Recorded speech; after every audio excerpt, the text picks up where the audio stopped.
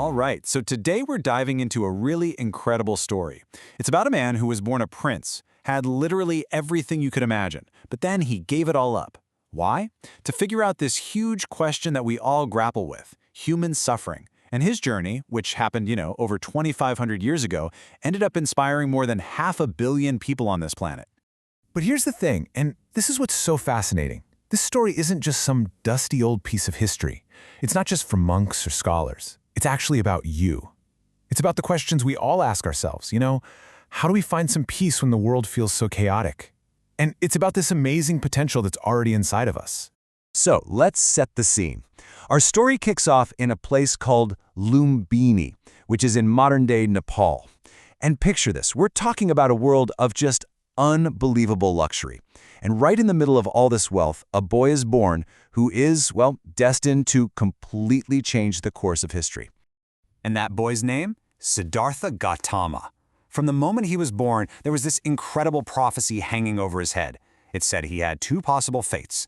Either he would become a mighty king, like a world conqueror, or he'd become a great spiritual teacher who would bring peace to everyone.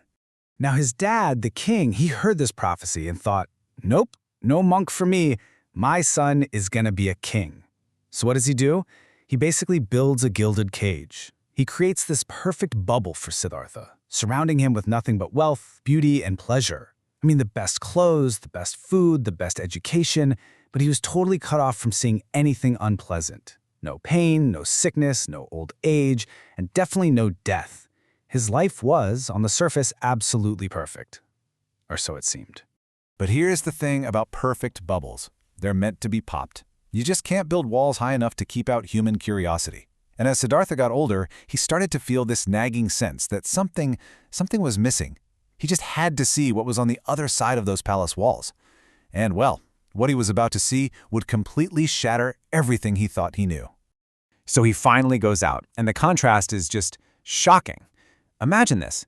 Inside the palace, all he ever saw was youth and perfect health. But on his very first trip out, bam, he sees an old man, all wrinkled and frail. Inside, it was all life and energy. Outside, he sees a sick person, just consumed by pain. Inside, total abundance.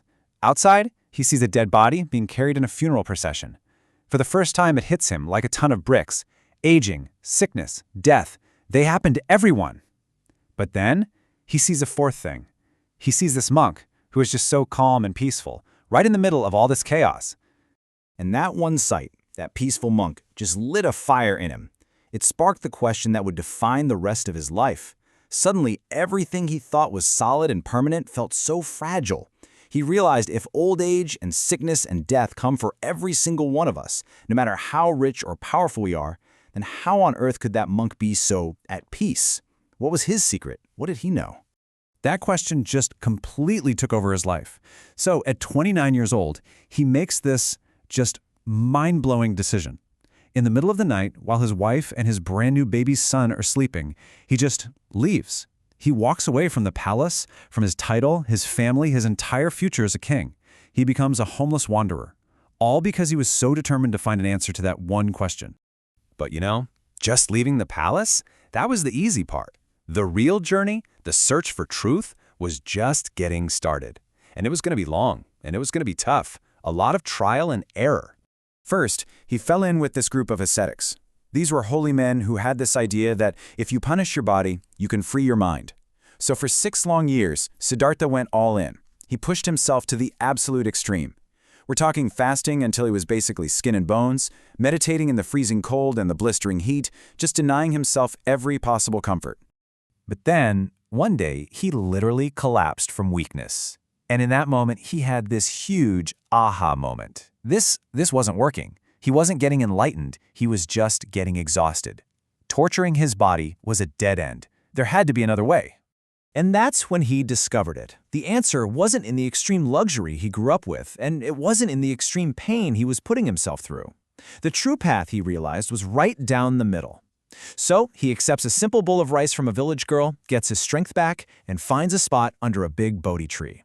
And he makes a vow, I'm not getting up from this spot until I find the answer. And it was right there, under that tree, that he did it. He became enlightened. He became the Buddha, which literally means the awakened one. And his big realization, the core of his teaching, boils down to what we call the Four Noble Truths. Okay, so think of it like this. Step 1. Just admit it. Suffering and dissatisfaction, they're just a part of life. It happens. Step 2. Figure out why. What's the cause?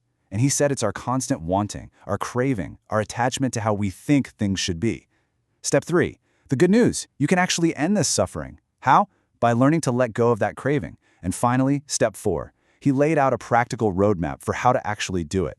And that roadmap is called the Eightfold Path. Now, this isn't just some boring list of rules. It's more like a practical toolkit for living a better life. It kind of breaks down into 3 parts. First, you've got wisdom, which is about seeing the world clearly and having good intentions.